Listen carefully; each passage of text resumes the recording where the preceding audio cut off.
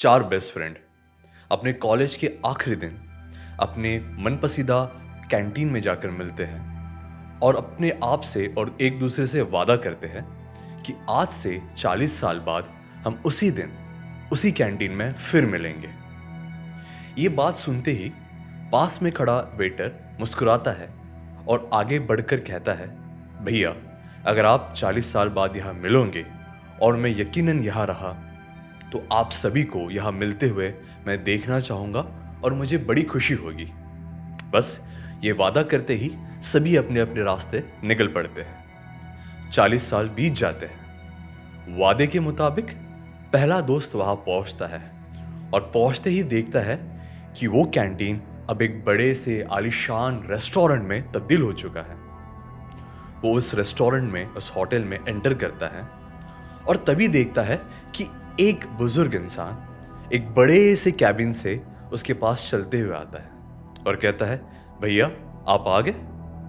वो थोड़ी देर के लिए आश्चर्य हो जाता है। उसे आश्चर्य में देख के वो व्यक्ति कहता है, मैं वही वेटर हूँ जो आपसे 40 साल पहले मिला था, लेकिन तब मैं वेटर था और आज मैं इस रेस्टोरेंट का, इस होटल का मालिक बन चुका हूँ।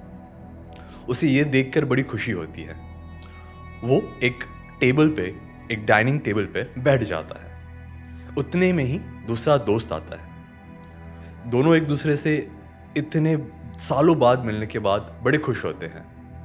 वो बातचीत में लग जाते हैं। उतने में ही तीसरा दोस्त भी आ जाता है और वो अपनी पुरानी यादों को और ताज़ा करने में जुट जाते हैं। बहुत देर हो जाती है लेकिन फिर भी उनका आखिरी दोस्त वहाँ नहीं आता है। ये देखकर वो सोचते हैं, चलो कुछ ऑर्डर कर लेते हैं, कुछ खा पी लेते हैं, तब तक हमारा दोस्त आ ही जाएगा। डिनर भी हो जाता है।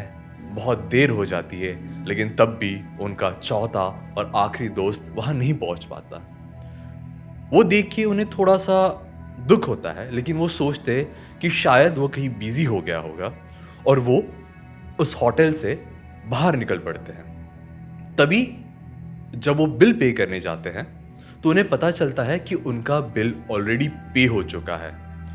उन्हें बहुत सरप्राइज होता है कि किसने पे किया और पलटते ही वो देखते हैं कि एक यंग नौजवान लड़का उनके पास चलते हुए आता है और उनको पैर छूता है, उनसे गले मिलता है और एक दर्द भरी आवाज़ में कहता है कि सर, मैं आपके चौथे फ्रेंड का ही बेटा हूँ।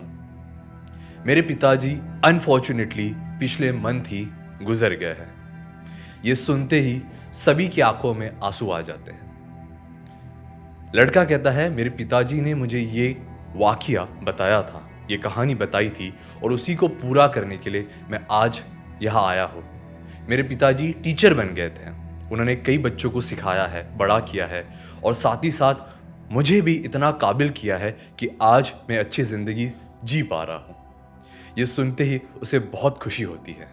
तीनों दोस्त एक गिल्ट में पड़ जाते हैं कि क्या हमने बहुत देर कर दी?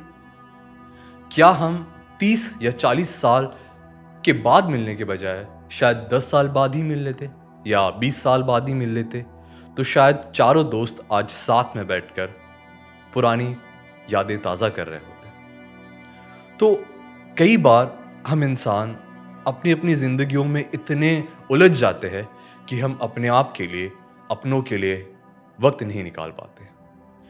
इसी बात को लेकर मुझे एक पंक्ति याद आ रही है। मैं चाहता हूं कि वो पंक्ति मैं आपको सुनाऊं।